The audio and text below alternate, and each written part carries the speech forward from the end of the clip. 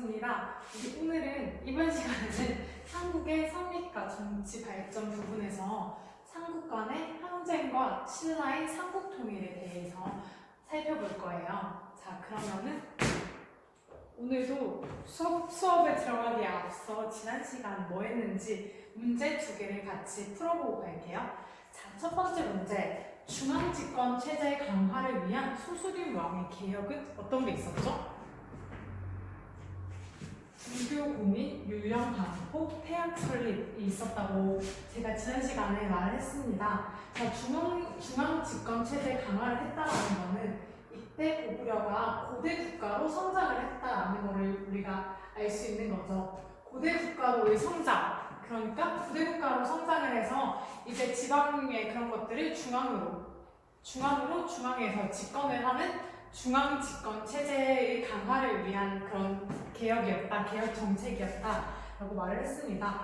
우선 불교를 고민함으로써 그 나라의 그런 사상 같은 거를 하나로 모으고 또 이때 불교가 그 왕권을 강화하는 그런 역할을 하기도 했었거든요.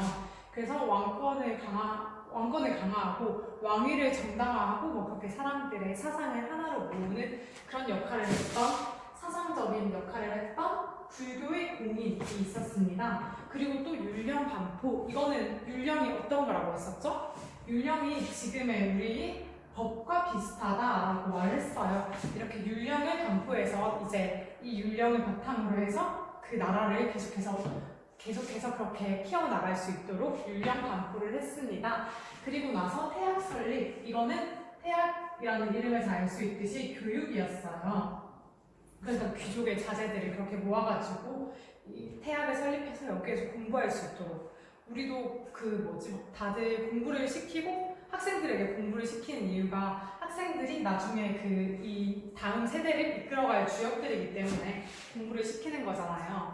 자, 그래서 이렇게 태학을 설립하는 이런 교육을 통해서 또 왕권을 강화를 했습니다. 그래서 우리는 중앙집권 체제 강화를 위한 소수림 왕의 개혁은 불교 공인과 율령 반포, 태학 설립이 있었다라고 말을 했습니다. 자, 그러면은 이번 문제 같이 한번 볼게요. 국호를 신라로 바꾸고 왕호를 왕으로 바꾼 신라의 왕은 누구였죠? 우리 여기 왕호를 왕으로 바꾸었다. 이전에 다른 그런 것도 있었던 거 기억이 나시죠? 그거를 한번 말을 해볼까요? 우선 거서관이 있었고, 거서관, 차차훈,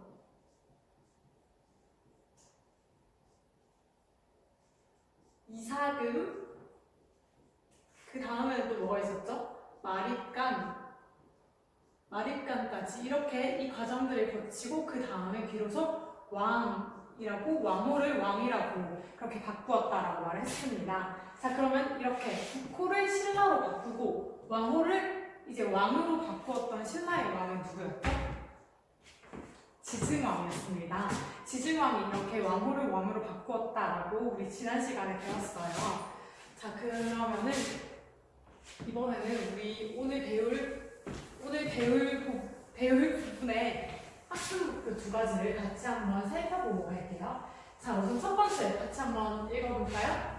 삼국 항쟁을 거쳐 통일로 이어지는 과정을 이해한다. 삼국이 서로 항쟁을 했다. 서로 교류도 했지만 항쟁도 했다라고 말을 했었죠. 그래서 삼국이 각각 그렇게 국가들 간의 항쟁을 거쳐서 통일로 이어지는 과정을 이해할 수 있다. 자, 그리고 두 번째는 신라의 삼국 통일에 대한 역사적 한계와 그 의의를 말할 수 있다라는 이 두 가지의 학습 목표를 가지고 있습니다. 자, 신라가 이렇게 삼국을 통일하게 되는 것을 배울 텐데 그 신라의 삼국 통일이 가지는 한계, 그리고 그 삼국 통일이 가지는 의의에 대해서 같이 배워볼 거예요. 자, 그러면은 이걸 먼저 한번 볼까요? 이걸 보면은 이게 당나라의 모습이에요. 당나라의 모습입니다. 당나라의 장군이죠. 신라는 은근히 인자한 마음으로 백성을 사랑하고 신하는 충성으로 임금을 섬기며 아랫사람은 윗사람을 아버지와 형처럼 섬기고 있으니 나라는 비록 작지만 도모할 수 없었습니다. 라고 이렇게 말을 하는 거예요. 왕에게. 장군이 왕에게 이렇게 신라를 무찌를 수 없었던 이유에 대해서 말을 하고 있습니다. 이때 이 당나라에서는 고구려랑 백제랑 그렇게 다른 나라들을 공격할 때 신라도 같이 공격을 하지 왜 공격하지 않았냐, 왜 나간 김에 신라를 치지 않았느냐라고 물었고, 거기에 대해서 이러한 이유에 대해서 설명을 하고 있는 거죠. 이러한 이유를 이렇게 신라는 뭐 임금은 뭐 백성을 사랑하고 신하는 뭐 충성으로 섬기고 아랫사람은 윗사람을 뭐 그렇게 섬기고 있어서 나라는 작지만 그 강의 결집이 굉장히 그렇게 강했기 때문에 도모할 수 없었습니다 라고 말을 하고 있습니다. 그러니까 신라의 결집성에 대해서 우리가 추측할 수 있는 거죠. 그럼 신라가 그 내부적인 결합에 대해서 내부적인 결집에 대해 집중을 하고 있는 겁니다. 이렇게 신라가 비록 작지만 자기들끼리 이렇게 결집이 잘 되어 있었기 때문에 강한 당나라라고 해도 신라를 그렇게 마음대로 쉽게 칠 수 없었다라는 말이죠. 이렇게 신라의 결집, 신라가 내부적으로 이렇게 한 곳으로 이렇게 하나로 뭉쳐있는 그런 것들이 신라의 삼국 통일을 가능하게 했던 원인 중에 하나였던 거겠죠. 자, 그러면은 우리 오늘 배울 부분에 한번 들어가 볼게요. 자, 우선 동아시아 국제 정세의 변화에 대해서 먼저 살펴보겠습니다. 6세기 말에 분열되었던 중국을 무슨 나라가 통일을 합니다. 수나라가 통일을 해요. 그리고 이 수나라가 망한 뒤에 뒤이어서 당나라가 등장을 합니다. 우리 지난 시간에 배웠을 때 삼국이 막 자기들끼리 이렇게 막 싸우고 있을 때 중국은 많이 그 나라가 나뉘어져 있는 그런 분열기를 거치고 있었다고 말했었잖아요. 그렇게 분열기를 거쳐서 이제 중국이 그때는 자기 코가 석자니까 우리 여기 이렇게 있는 우리 한반도에 대해서 살펴보지 못했었는데 이제 자기들이 통일을 했습니다. 통일을 하게 되었으니까 그 다음에는 이제 이쪽 바깥으로 시선을 돌리게 된 거죠. 이 바깥에 있는 다른 나라들로 이렇게 시선을 돌리게 됩니다. 그래서 이렇게 통일한 국가가 나오자, 중국을 통일한 국가가 나오자 동아시아의 패권을 차지하기 위해서 우선 고구려를 공격하게 됩니다. 우리 지난 시간에 배웠었던 거 기억나실지 모르겠는데 고구려가 이렇게 대외 진출을 활발하게 해서 동아시아의 패권을 차지했다라고 배웠었죠. 그래서 이제 이렇게 중국에 있는 수나라와 당나라, 수당이 이렇게 동아시아의 패권을 차지하기 위해서 고구려를 공격하게 됩니다. 이에 고구려는 돌궐과 연합해서 수당의 압력에 대항을 했습니다. 여기 돌궐 보이시죠?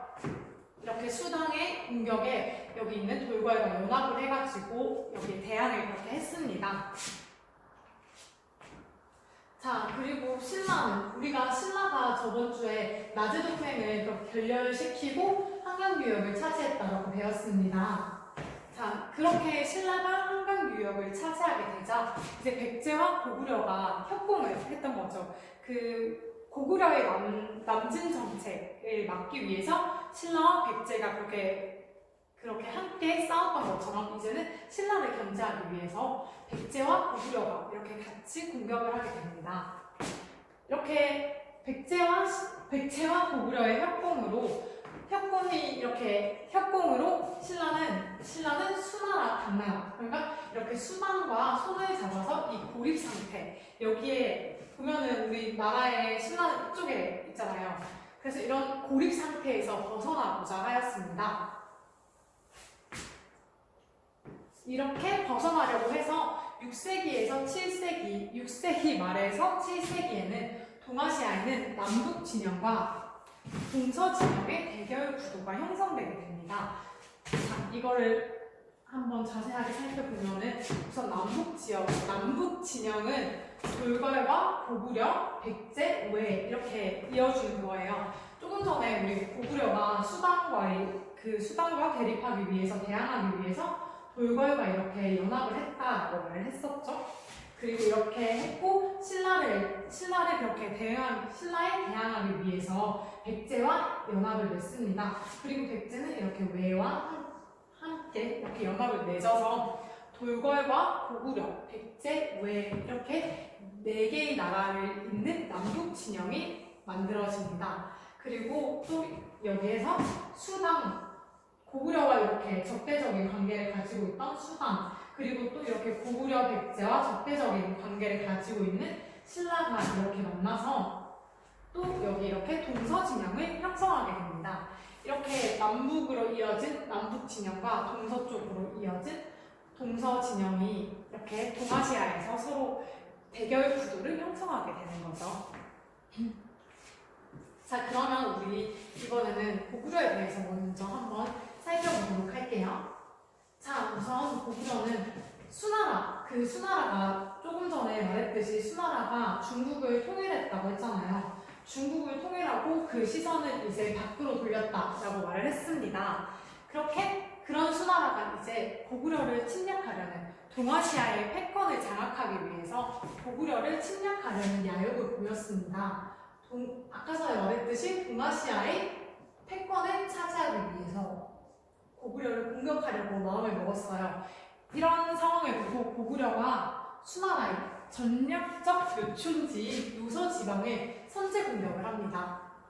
이때 이런 게 어떤 상황이었냐면, 수나라는 자기들이 중국을 통일한 국가니까 굉장히 자신만만하게 그렇게 있었어요. 그래서 여기에 수나라가 그 전에 중국에 있는 진나라를 멸망시키고 통일을 하는 거거든요.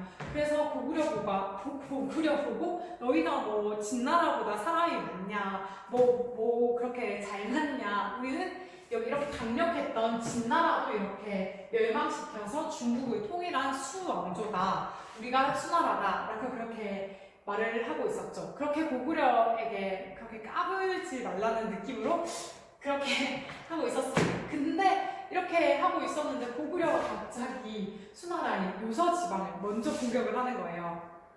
그래서 수나라는 여기에서 가만히 있을 수가 없었겠죠? 그래서 이때 수나라의 왕이었던 수문제가 고구려를 침공하게 됩니다. 근데 이때 처음 이렇게 수문제가 고구려에 침공을 했을 때는 막 뭐 장마철이기도 했고, 뭐라고 해야 되지? 뭔가 그렇게 잘 풀리지가 않았어요. 이때 고구려의 침공이 그래서 별 성과 없이 수나라가 다시 물러나게 되었습니다. 이 다음에 수문제 이후에 수양제가 즉위를 해요. 수양제가 즉위를 하고 나서 고구려를 다시 재침략했죠. 이전에 수문제가 고구려를 침공했을 때 실패하고 그렇게 아무런 별다른 성과 없이 그렇게 끝났으니까 이번에 내가 가서 진짜 고구려를 다시 이렇게 침략해야겠다, 침략해서 우리가 동아시아의 패권을 확립을 해야겠다라고 그런 마음을 가지고 고구려를 재침략하게 됩니다. 근데 이때 고구려 장군인 을지문덕이 큰 공을 썼습니다. 을지문덕의 유도 작전으로 수나라 군대를 결태하게 되어요. 이렇게 수나라를 결태하는 것을 우리는 살수대첩이라고, 이 사건은 을지문덕이 수나라 군대를 그렇게 결태한 그 사건을 우리는 살수대첩이다라고 부릅니다. 살수대첩에 대해서 뒤에 조금 더 자세하게 한번 같이 살펴볼게요. 그리고 수나라는 이렇게 무리한 고구려 원정으로 국력을 크게 소모를 했습니다. 그래서 곧 멸망을 하게 되었어요. 물론 이때 수나라가 망한 거는 이 무리하게 했던 고구려 원정도 하나의 이유가 있지만, 이때 운하를 만들고 있었거든요. 그러니까 바다길이라고 해야 되나? 바다 이렇게 지나갈 수 있는 그런 큰 운하를 만들고 있었습니다. 이게 원래 수문제 때도 이미 운하를 그렇게 만들려고 하고 있었는데, 그 뒤를 이은 수양제가 또 여기에서도 무리하게 운하를 그렇게 만들어서 국력을 결국 다 소모시킨 거죠. 고구려 원정과 운하 등의 이런 무리한 행동으로 인해서 결국 수나라가 멸망을 하게 되는 겁니다. 자, 그러면 우리 이번에 살수대첩에 대해서 한번 조금 자세하게 살펴볼게요.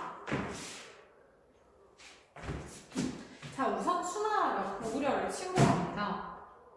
근데 장마와 전염병 때문에 이 사람들이 큰 피해를 입게 됩니다. 그렇게 하고 나서 이 사람들이 또 다시 그 전염병으로 그렇게 많이 타격을 받았지만 요동성을 포위해요. 여기 이 성이 그냥 고구려에 많이 있던 성 중에 하나였던 요동성을 포위합니다. 그러자 고구려는 계속해서 저항을 했죠. 그 고구려의 저항이 굉장히 끈질겼기 때문에 결국 이게 장기전으로 돌입하게 되었습니다. 이렇게 이게 장기전으로 돌입을 하게 되자 수나라는 뭔가 이렇게 계속해서 이렇게 오래 싸우기만 하면은 뭔가 그렇게 좋지 않겠다라는 판단이 서서 여기에 온 그 수나라 군대 중에서 별동대를 편성해가지고 이렇게 별도로 따로 이렇게 움직이는 별동대를 편성해서 평양성, 고구려의 평양성을 공격하도록 합니다. 근데 여기에서 이렇게 평양성을 공격하는 그 과정에서도 또 계속해서 전염병이 돌았고요. 물자가 부족했어요. 아무래도 사람들이 싸우기 위해서는 먹을 것도 필요하고 뭐 그런 물건 같은 것들도 굉장히 많이 필요한데 이제 이렇게 장기전으로 계속되다 보니까 물자가 부족해졌습니다. 그래서 전염병과 물자 부족 등의 이유로 더 이상 진군이 불가능해졌어요. 근데 이걸 보고 이런 수나라의 상황을 보고 고구려가 일부러 거짓으로 항복을 합니다. 거짓으로 항복을 하고 거짓으로 이렇게 고구려가 항복을 하니까 수나라는 이때는 판단이 제대로 하지 않았던 거겠죠. 그래서 수나라는 결국 이 항복을 들었으니까 결국 이렇게 진격을 하게 됩니다. 이때 을지문덕이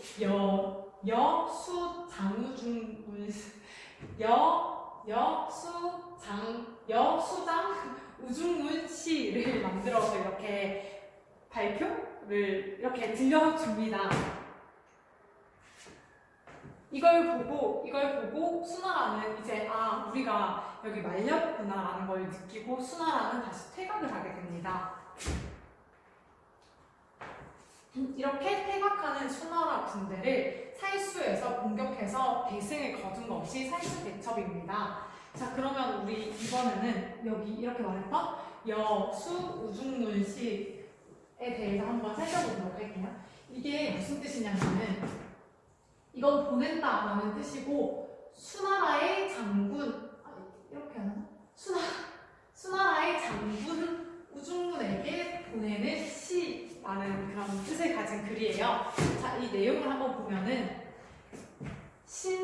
신책구천문 신기한 책략은 하늘의 이치를 꿰뚫었고 또 묘산 궁지리 신묘한 계책은 땅의 이치를 통달했도다.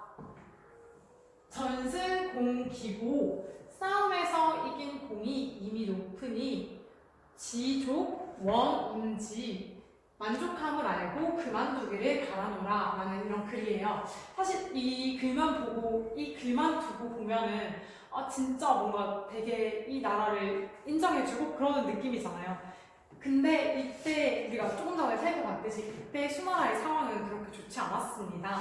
그렇기 때문에 이거는 그냥 뭐라고 하죠? 이걸 국어에서 뭐라고 했었던 것 같은데 갑자기 기억이 안 나네요. 아무튼 이렇게 반어법으로 이렇게 글을 써서 보냅니다. 수나라에게. 이걸 보고 이런 것들 보면은 자기들이 계속 지고 있고 상태 안 좋은 그런 것들도 다 아는데 뭐 이렇게 당신의 싸움에서 이긴 공이 여기 싸움에서 이긴 공이 이미 높다. 그러니까 이제 만족함을 알고 그만해라 라는 그런 말을 들으니까 자기들이 이제서야 우리가 말렸구나 라는 걸 알게 된 거죠. 그래서 결국 이렇게 이 수장 우중문 시를 보고 수나라는 퇴각을 하게 되어요. 근데 퇴각을 하다가 이렇게 아까 전에 말했듯이 살수에서 크게 그렇게 당하게 되죠. 수나라가. 그게 살수 대첩의 줄거리였습니다.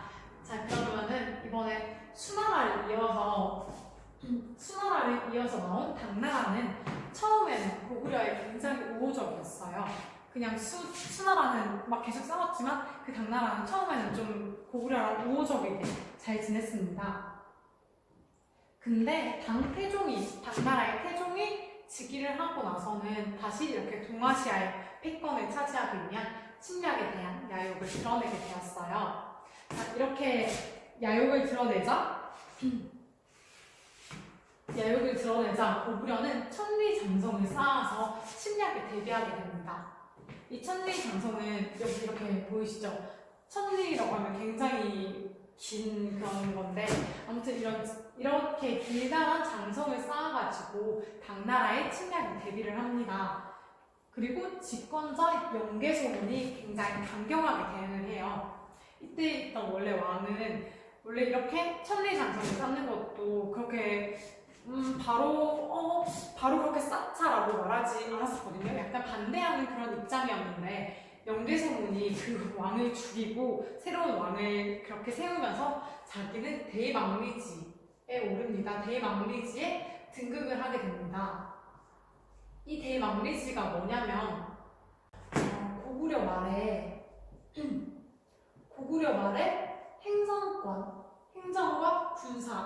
행정권과 군사권에 있어서 가장 높은, 가장 최고의 관직을 그렇게 같이 가지고 있는 행정과 군사의 최고 관직을 함께 겸하고 있는 최고 관직을 겸하는 그런 자리였어요. 대망리지가. 그래서 영계소문이 원래 있던 왕을 죽이고 다시 새로운 왕을 세우면서 자기는 대망리지에 오르게 됩니다. 그리고 대망리지에 올라서 이렇게 당나라에 굉장히 강경하게 대응을 하게 됩니다. 자, 이러자 당나라에서 여기 즉위했다고 했잖아요. 당태종 그 왕이 직접 군사를 굉장히 많이 끌고 이렇게 고구려를 침공하러 공격을 합니다.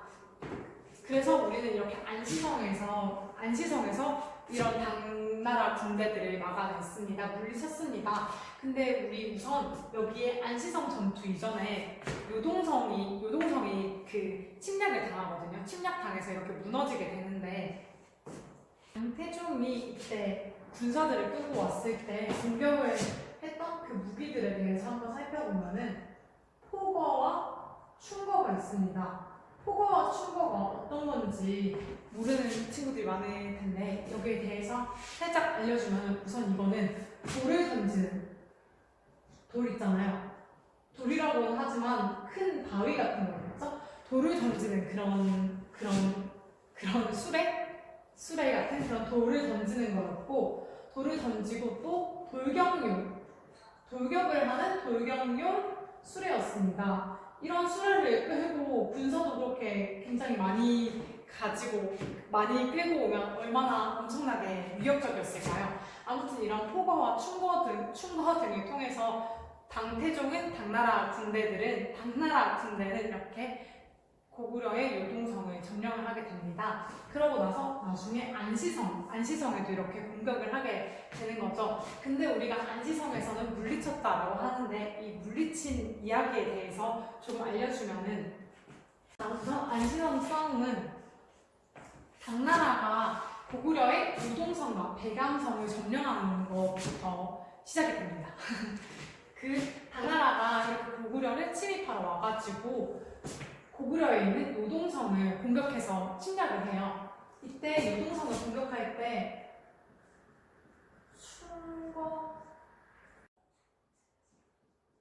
충거와 포거라고 하는 이런 무기들을 가지고 왔습니다. 이 충거와 포거가 각각 뭐였냐면은 우선 하나는 돌을 던지는 그런 수레였고 또 나머지 하나는 돌격용 수레였습니다. 돌을 던지고 돌격하는 그런 돌격용 수레였어요. 이런 무기를 가지고 요동성을 공격해가지고 요동성은 그렇게 무너지게 되는 거죠. 이렇게 요동성이 무너지고 나니까 그 옆에 있던 백암성이 자기들이 알아서 너무 무서워가지고 알아서 항복을 하게 됩니다. 그 다음에 이 당나라는 이제 여기에 그 삐를 받아가지고 이렇게 우리가 요동성을 무너뜨리고 백암성의 항복도 받아냈으니까 이 기세를 몰아서 안시성으로 진격을 합니다. 그리고 여기 안시성이 어떤 위치였냐면 우선 안시성은 약간 이렇게 산 같은 산 언덕 같은 그런 데에 있는 성이었어요. 그런 성읍이었어요. 그래서 여기 이렇게 뭐 충거와 폭거 같은 것들을 막 아무리 그렇게 공격을 한다고 해도 산 위에 있으니까 타격이 그렇게 심하지 않았던 거죠. 그래서 당나라는 이에 맞서서 여기 토성을 썼습니다. 이 토성이 뭐냐면은 진짜 그냥 흙이거든요. 그냥 흙을 파가지고 이걸 막 쌓아서 성처럼 이렇게 안시성과 비슷한 높이 정도로 막 쌓은 거죠. 이렇게 토성을 쌓아가지고 안시성을 공격합니다. 근데 이렇게 이 사람들이 열심히 쌓았던 이런 이런 토성이 붕괴가 되었어요. 이렇게 붕괴가 되니까 이게 그냥 흙으로 만든 거니까 쉽게 그렇게 붕괴가 되었었던 것 같아요. 그래서 이렇게 토성이 붕괴되자 고구려가 이 토성을 점령하게 됩니다.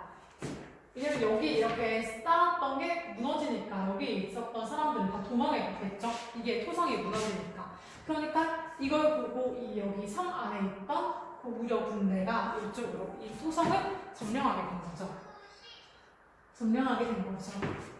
그 다음에 이 당나라 군대는 이 토성을 탈환을 하려고 했습니다. 근데 고구려 군대가 이미 거기에서 이렇게 싸우고 있었기 때문에 토성의 탈환에 실패했습니다. 그리고 또 물자 부족, 아까 전에 수나라도 물자가 부족했다라고 말을 했잖아요. 이렇게 수나라와 당나라 모두 물자가 부족했던 이유는 장기전이었다라는 그런 이유도 있습니다. 아무래도 자기들이 가지고 왔던 그런 물자들보다 조금 더 싸움이 길어지면 물자가 부족해졌겠죠. 그리고 또 이때 고구려의 싸움 전술 중에 독특한 면이 하나가 있는데 그게 뭐냐면 우선 이렇게 성이 있으면 그 성 안으로 모든 사람들을 다 들여보내요. 다 이렇게 데리고 들어가는 거죠. 근데 이걸 그냥 사람들만 들어가는 게 아니라 여기에 있는 뭐 무슨 나무나 뭐 그렇게 뭐 과일 같은 게 있는 나무나 아니면 곡식 같은 것들하고 가축들이나 그런 먹을 수 있는 나중에 여기가 점령당하면은 그 사람들의 식량이 될 수 있는 그 사람들의 그런 물자가 될 수 있는 것들을 다 불태우고 들어갑니다. 이렇게 다 불태워놓은 상태니까 여기에서 이 당나라 군대와 수나라 군대는 여기에서 뭔가를 그렇게 침탈을 해갈 게 없었던 거죠. 이미 다 불을 태웠으니까. 그래서 그러한 물자 부족 등으로 인해서 결국 당나라 군대도 퇴각을 하게 됩니다. 자, 그러면은 고구려가 수나라와 당나라를 이렇게 물리쳤다라는 걸 배웠어요. 이렇게 수나라와 당나라의 군대를 물리친 고구려는 이렇게 백제와 신라까지 중국 세력으로부터 공격받지 않도록 보호하는 그런 방파제 역할을 했다라고 볼 수 있습니다. 그 국가적 방파제와 같은 역할을 했다라고 보면 되는 거예요. 이 방파제는 파도를 막는 그런 거잖아요. 이렇게 파도처럼 몰려오는 중국 세력들이 여기 신라와 백제까지 가지 않도록 백제와 신라까지도 자기 나라뿐 아니라 백제와 신라까지도 중국 세력으로부터 보호하는 그런 우리 한반도의 방파제와 같은 역할을 했다라고 볼 수 있습니다. 근데 이렇게 어쨌든 수나라와 당나라에 이어서 계속 오랫동안 전쟁을 했다고 했잖아요. 그래서 결국 고구려도 오랜 전쟁으로 인해서 큰 국력 소모가 일어나게 됩니다. 아무래도 전쟁을 하면은 이겼다고 해도 뭐 수나라와 당나라 군대들이 이렇게 자기들이 퇴각을 했다고 해도 여기에 있는 고구려 사람들도 굉장히 큰 손해를 보는 게 전쟁이니까요. 그래서 오랜 전쟁으로 인해서 큰 국력 소모가 있었습니다.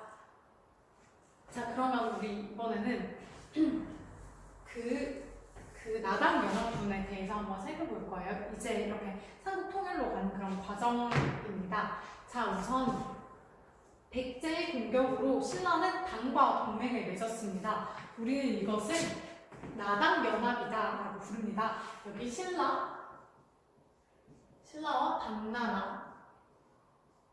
당나라가 이렇게 연합을 맺게 됩니다. 우선 이 백제와의 이 공격이 있었다고 했는데 백제랑 신라가 나제 동맹이 깨졌잖아요. 그 이후로 여기에 있는 이 백제가 신라를 계속해서 공격을 했습니다. 이 백제가 계속해서 신라를 공격할 때 대야성이라는 곳이 있었어요. 신라의 대야성이라는 그런 성이 있었는데 이 성에 김춘추의 딸과 김춘추 딸의 남편이 김춘추의 딸과 사이가 있었던 거죠. 근데 이렇게 대야성 전투를 통해서 딸과 사이가 다 죽게 됩니다.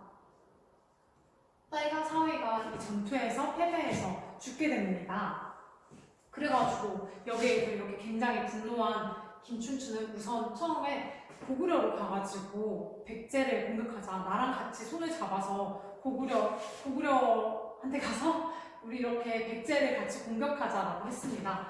그런데 고구려는 이때 여기 있었던 아까 전에 말했던 대망리지에 있던 연개소문이 이거를 그냥 그렇게 웃고 넘긴 그런 거죠. 그렇게 진지하게 생각을 하지 않았던 거죠. 아 그러면은 너희 여기 있는 좀 땅 우리한테 나중에 주면은 우리가 같이 백제를 공격을 해줄게 라고 그런 식으로 얘기를 했던 거죠.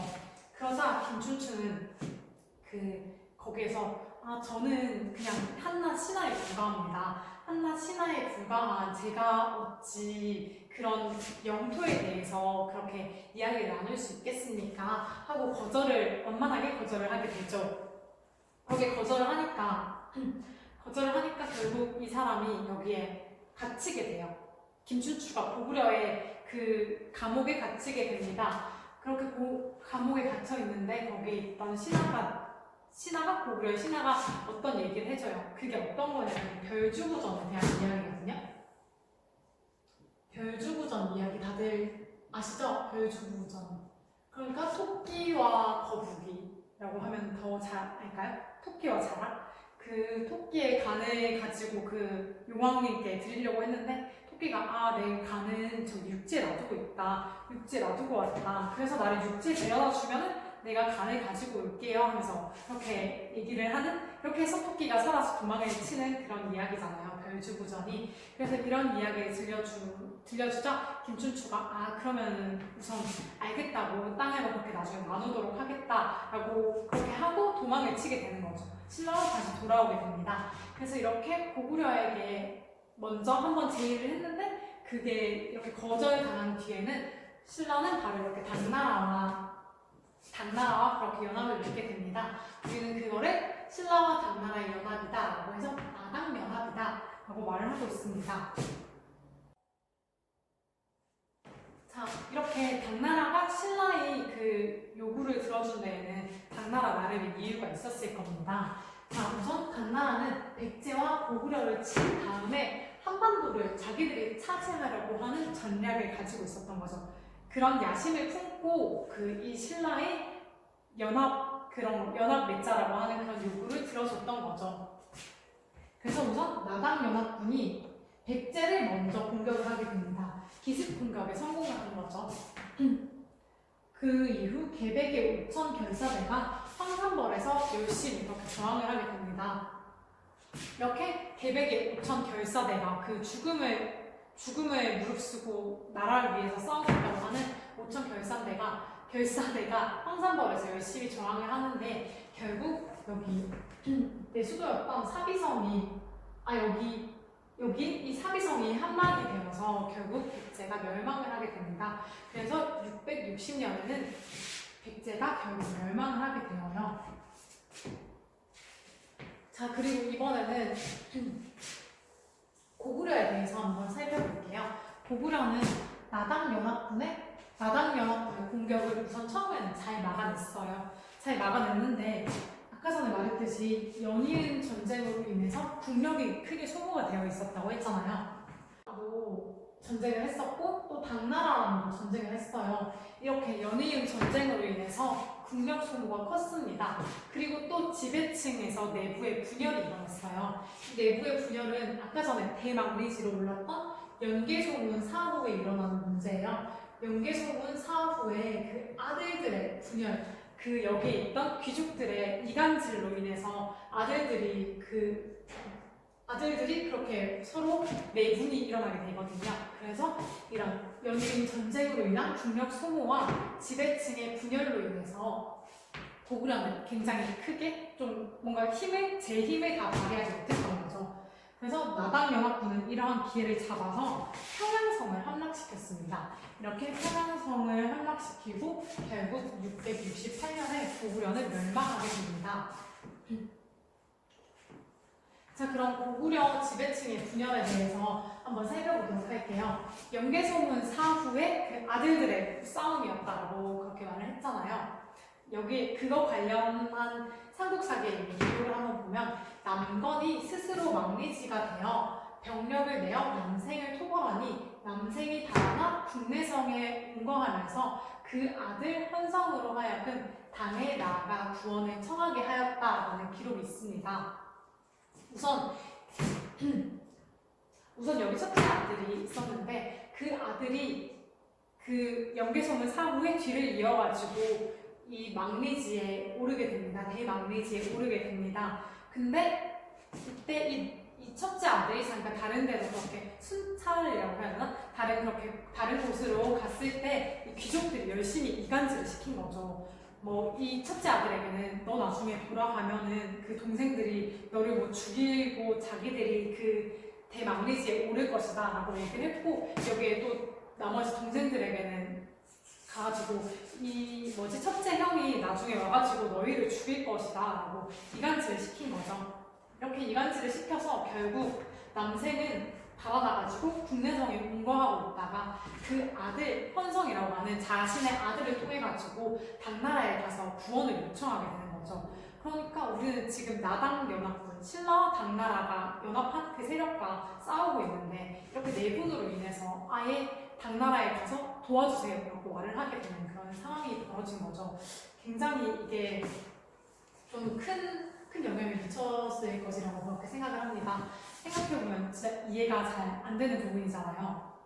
이간질의 위험성에 대해서 한번 생각하게 하는 그런 문제입니다. 그 고구려가 이렇게 668년에 멸망을 하게 된다라고 말을 했는데 여기에 뭔가 너무 크게 설명을 많이 하지 않고 넘어간 것 같아서 다시 이렇게 설명을 좀 덧붙일게요. 우선 고구려를 멸망시킬 수 있었던 요인에 대해서 살펴보면은 우선 이전에 백제를 멸망시켰잖아요.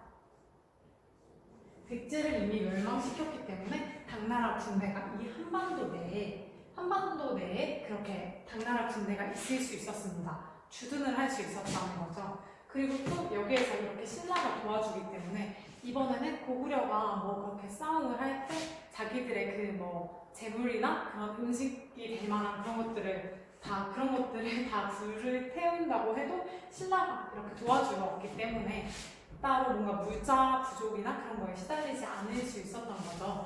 백제의 멸망으로 인해 한반도의 당나라 군대가 한반도에 주둔을 할 수 있었습니다.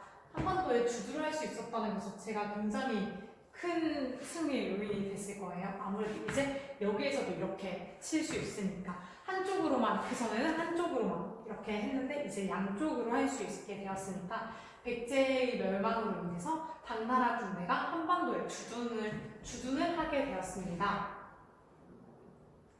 그리고 또 이렇게 신라가 지원을 했던 거죠. 신라의 지원.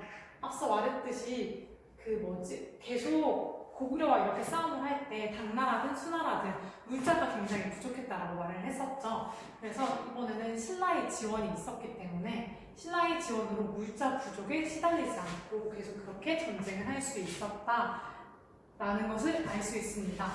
이러한 요인들로 인해서 고구려가 결국 당나라에게 져서 나당연합군에게 져서 고구려가 멸망을 하게 됩니다. 그럼 우리 이번에는 신라와 당나라, 나당연합군에 의해서 백제와 고구려가 멸망을 하게 되었다라고 배웠으니까 그 멸망한 이후에 일어났던 부흥운동에 대해서 한번 살펴보도록 할게요. 자, 우선 여기에 보면은 백제는 주류성과 인존성 등 200여 성을 차지했습니다. 우선 초반에는 이렇게 많은 성을 차지했습니다. 하지만 지배층 내부의 분열로 인해서 나당연합군에게 진압이 되었습니다. 그리고 또 외의 지원을 그렇게 받았어요. 아까 전에 우리 이렇게 그린 이 지도 그림을 보고 했을 때 돌궐, 고구려, 백제, 외 이렇게 이어지는 진영이 있었잖아요. 그런 남북 진영을 보면은 외가 있었습니다. 외가 있었으니까 외는 이렇게 백제와 같은 편이었죠. 그래서 외의 지원을 받게 되었습니다. 이러한 외의 지원을 받았으나 결국 백강 전투에서 패배하게 되었어요. 그래서 이렇게 백강 전투에서 패배함으로 백제의 부흥운동이 이렇게 한풀 꺾이게 되었다라는 것을 알 수 있습니다. 여기 보면은 여기 이 파란 색깔이 백제 부흥운동에 대한 거예요. 보면은 복신과 도침 그리고 흑지상지라는 인물이 나옵니다. 이 인물이 복신과 도침은 이렇게 복신과 도침 그리고 흑지상지라는 인물이 나와 있어요. 이 사람들이 대표적으로 그 백제의 부흥운동을 이끌었던 사람들인데 우선 이 복신, 도침이라는 사람은 우선 같은 팀인데 나중에 이 복신이 도침을 죽이게 됩니다. 그 이유에 대해서는 뭐 많은 그런 내용들이 있긴 한데 뭐 도침이 복신을 질투해가지고 막 뭐 그 전략을 당나라 군대에게 뭐 알려줬다라는 그런 이야기들도 있습니다. 우선 이 사람들은 여기에는 안 나와 있는데 부여풍이라고 하는 왕족이 있었어요. 이 왕족이긴 한데 일본에 그렇게 볼모로 잡혀가 있었거든요. 그랬던 이 부여풍을 왕으로 추대하면서 이 사람들이 복신, 도침, 흑지상지 이렇게 사람들이 같이 백제의 부흥운동을 이어갑니다. 하지만 결국 이렇게 외의 지원을 받았음에도 불구하고 백강 전투에서 패배를 하게 되죠. 자, 그러면 이번에는 고구려의 부흥운동에 대해서 한번 살펴볼게요. 자, 고구려는 우선 황해 재령에 있는 한성 그리고 오골성을 중심으로 전개되었습니다. 부흥운동이 전개되었습니다. 하지만 여기도 고구려도 백제와 마찬가지로 지배층 및 내부 분열로 인해서 이 부흥운동에 실패하게 됩니다. 우선 여기 유동 지방에서는 당나라에 아직 복속되지 않은 그런 여러 성들이 있었습니다. 그 성들은 계속해서 당나라에게 항쟁을 했죠. 나당 연합군에게 계속해서 항전을 했습니다. 그래서 이에 당나라는 보장왕을 보내서 고구려 유민들을 회유하도록 해요. 이 보장왕은 고구려의 마지막 왕이거든요. 고구려의 마지막 왕인 보장왕을 보내가지고 네가 가가지고 이 사람들을 좀 회유를 해봐라. 이제 더 이상 항전하지 않고 포기하도록 그렇게 회유를 해봐라 라고 하면서 보장왕을 보냈습니다. 이렇게 뭐 고구려 유민을 회유하려고 했는데 유동 지역에서는 계속해서 고구려 부흥운동이 지속이 된 거죠. 이때도 안승이라고 하는 사람을 왕족을 그렇게 왕으로 받들어가지고 계속해서 부흥운동이 일어났습니다. 자, 그럼 이번에는 신라와 당나라가 연합을 해가지고 백제와 고구려를 멸망시킨 뒤에 있었던 일에 대해서 한번 살펴볼게요. 우선 당나라는 백제와 신라에 각각 어떤 것들을 설치했습니다. 이게 무엇이었냐면 백제 땅에는 웅진 도독부 그리고 신라에는 계림 도독부를 설치합니다. 이렇게 자기들이 당나라가 다스릴 수 있는 그런 건덕지를 만드는 거죠. 자기들이 여기에 이렇게 도독부를 놔둬서 통치를 하겠다, 여기를 다스리겠다라는 것을 보여주는 그런 거였습니다. 그리고 고구려 멸망 후에는 평양에 안동도호부를 설치해요. 이렇게 안동도호부를 설치를 해가지고 이 한반도 전체를 아우르는 여기에 있는 도독부들을 통해서 한반도를 아우르려고 그렇게 했었던 거죠.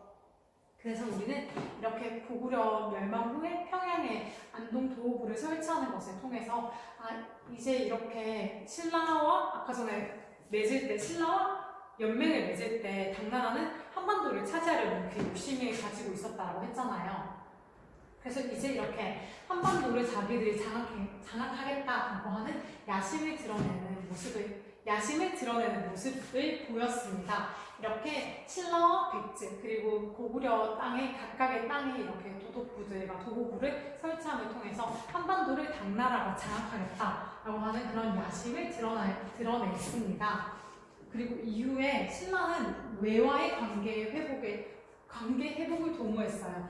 아까 전에 그렇게 외나라, 그러니까 일본이 외가 이렇게 백제하고 같이 붙어가지고 백제와 외가 이렇게 붙어가지고 신라랑 싸웠잖아요. 그 이후에 신라는 외와의 관계를 회복하기 위해서 노력을 했습니다. 그 이후 백제 고구려 유민들이랑 협력을 해서 당과 전쟁을 하게 됩니다. 이게 사실 보면은 조금 어이가 없게 느껴질 수도 있어요. 왜냐면 자기가 신라가 이 백제에 대해서 공격받고 그랬기 때문에 백제랑 고구려를 자기가 멸망을 시키려고 했던 거잖아요.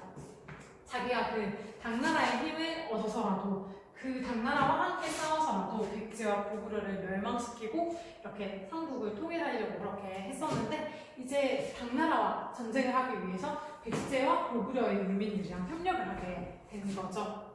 그래서 이렇게 신라는 막 이 부흥운동을 도와주기도 하면서 이렇게 당과의 부흥운동을 도와주기도 하면서 이렇게 백제 고구려 유민들이랑 협력을 했고, 그 협력을 바탕으로 당과 전쟁을 했습니다. 그리고 당과의 전쟁에서 내수선과 기벌포 전투가 있었는데, 이 전투에서 아주 큰 승리를 이끌어냅니다. 이 내수성에서도 굉장히 큰 승리를 거두게 되었어요. 이 당나라에서 가지고 있던 그런 말이나 그런 것들도 다 막 엄청 많이 뺏을 정도로 굉장히 큰 대승을 거두게 됩니다. 대승을 거두고 이 결과로 삼국 통일을 완수하게 되는 거죠. 이제 우리가 당나라와도 전쟁을 해서 이 당 세력을 다시 이 한반도 밖으로 내몰았으니까 이제 이렇게 삼국이 백제, 고구려, 신라 이렇게 있던 삼국이 통일되는 그런 삼국 통일을 완수하게 되었습니다. 676년에 삼국 통일을 드디어 완수를 하게 되는 겁니다.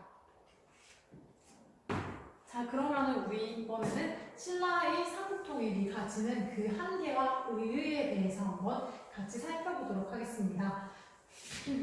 자, 우선 우리 한계에 대해서 먼저 한번 살펴볼게요. 자, 어떤 내용이 들어가 있을 것 같나요? 어떤 지역 확보에 그쳤다라는 부분인데, 대동강 이남 지역 확보에 그쳤습니다. 왜냐면 그 당나라의 세력과 함께 했었던 그런 거기 때문에 원래 고구려의 전체 그 영토를 다 회복하지 못했어요. 그래서 대동강 이남 지역 확보하는 것에 그쳤습니다. 그리고 아까 전에 말했듯이 나당연합이 있었잖아요. 아까 나당연합을 통해서 이렇게 외부 세력을 끌어들여가지고 통일을 이룩한 거기 때문에 당 세력, 그러니까 외부 세력의 개입이 있었다. 그러니까 자기가 혼자 자주적으로 통일을 한 게 아니라 외부 세력을 끌고 와서 그 사람의 힘을 빌려서 이렇게 통일을 하게 된 것이다. 삼국 통일을 완수하게 되었다라는 한계를 가집니다. 하지만 이에 반해서 의의도 우리가 함께 살펴볼 수 있겠죠. 우선 당군을 무력으로 축출했다라는 점이 있습니다.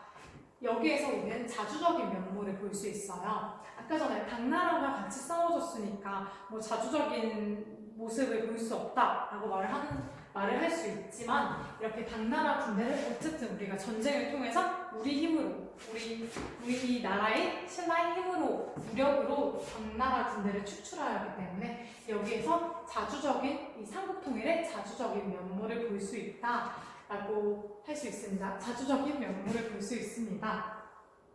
그리고 이것을 통해서 삼국 통일을 통해서 전쟁이 종결됐죠. 우리 그 삼국이 이렇게 고구려, 백제, 신라 이렇게 있을 때는 계속해서 서로 싸우고 교류하고 그렇게 한다고 했잖아요. 계속되는 항전이 있었습니다. 삼국이 왜냐면 그 땅을 서로 맞닿고 있으니까 계속해서 이렇게 삼국은 싸우게 되었었겠죠. 계속되는 항쟁이 이제 끝이 난 거예요. 삼국이 통일되었으니까 이제 우리끼리 그렇게 서로 국경을 맞대고 있다라는 이유로 그렇게 싸울 이유가 사라진 거죠. 그래서 전쟁의 종결로 인해 이 한반도에 평화가 정착하게 됩니다. 전쟁이 없으니까 평화로운 삶이 그렇게 지속이 되었겠죠. 그래서 이렇게 전쟁의 종결과 평화를 정착했다라는 의의가 있습니다.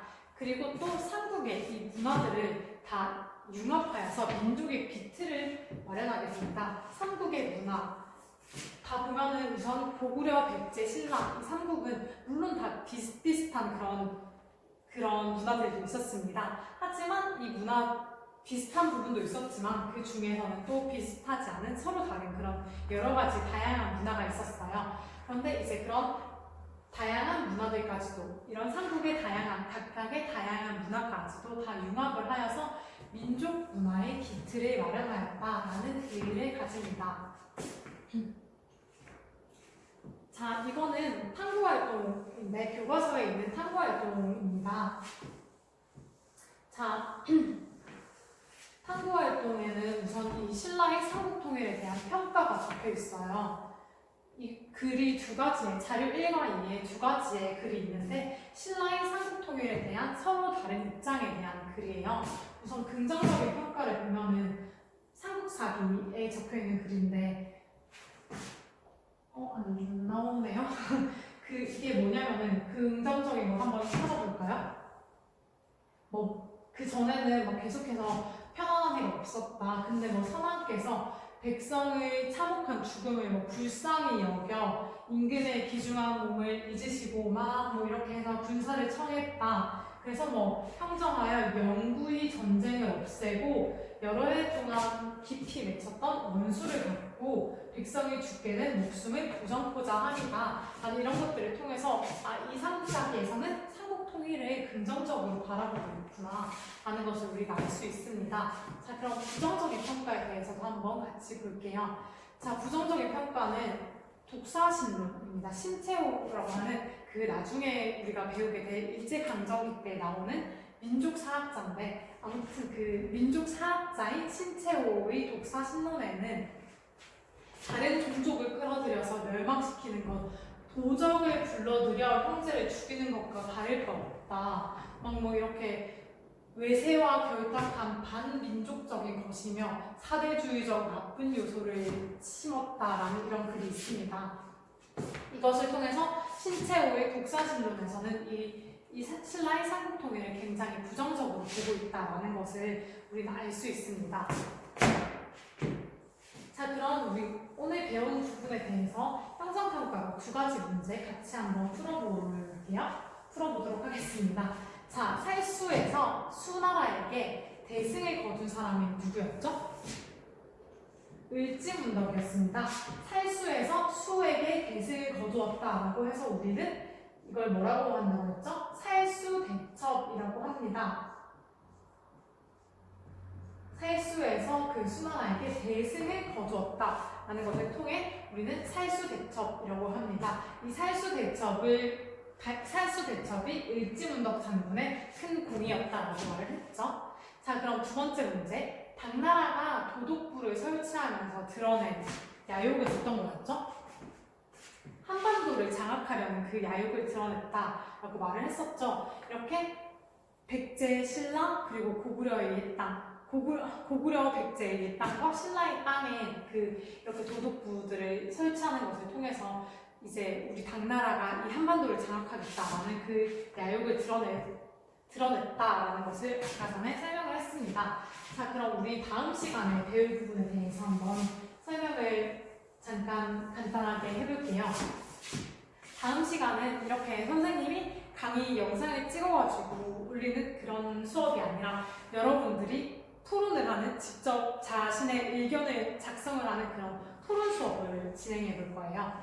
우리는 신라의 삼국통일까지 배웠어요. 신라가 이렇게 나당 연합군을 통해서 당나라와 함께 해가지고 싸워서 이겼고 또 그렇게 싸워서 이겨가지고 백제와 고구려를 무너뜨렸고 그 이후로 당나라 군대까지 이렇게 무찔러서 한반도 밖으로 축출하였다라는 그런 삼국통일까지 배웠습니다. 그리고 조금 전 이거 앞에 우리는 신라의 삼국통일을 보는 긍정적인 시각과 부정적인 시각에 대해서도 한번 같이 살펴봤어요. 그렇게 두 가지의 의견이 있었던 것을 보면은 이 하나의 사건을 볼 때 우리는 누군가는 이거를 굉장히 긍정적이게 볼 수 있고 다른 사람은 이걸 굉장히 부정적으로 볼 수 있다라는 걸 알 수 있겠죠. 자, 그래서 우리는 이 신라의 삼국통일을 나는 어떻게 볼 것인가, 나는 이것을 긍정적이게 볼 것인지 아니면 이 삼국통일이라는 사건을 부정적으로 바라볼 것인지 여러분들이 생각을 정리하고 또 그 앞서 나왔던 그 자료처럼 선생님이 따로 또 자료를 만들어서 활동지를 올려줄 거예요. 그럼 거기에서 그 사람들은 어떤 주장을 했는지 찾아내고 또 나는 어떻게 생각하는지, 나는 삼국통일을 어떻게 평가하는지에 대한 토론을 할 겁니다. 이거는 우선 이번에는 토론이라고 하지만 여러분들의 생각을 정리해서 글을 적어가지고 올리면 되는 거고요. 이건 나중에 우리가 등교 계약을 했을 때 그 이후에 등교 계약을 한 뒤에 다시 진짜 같이 모여서 토론을 한번 해보도록 하겠습니다. 자, 그럼 오늘 수업은 여기까지였습니다. 여러분 모두 수고하셨습니다.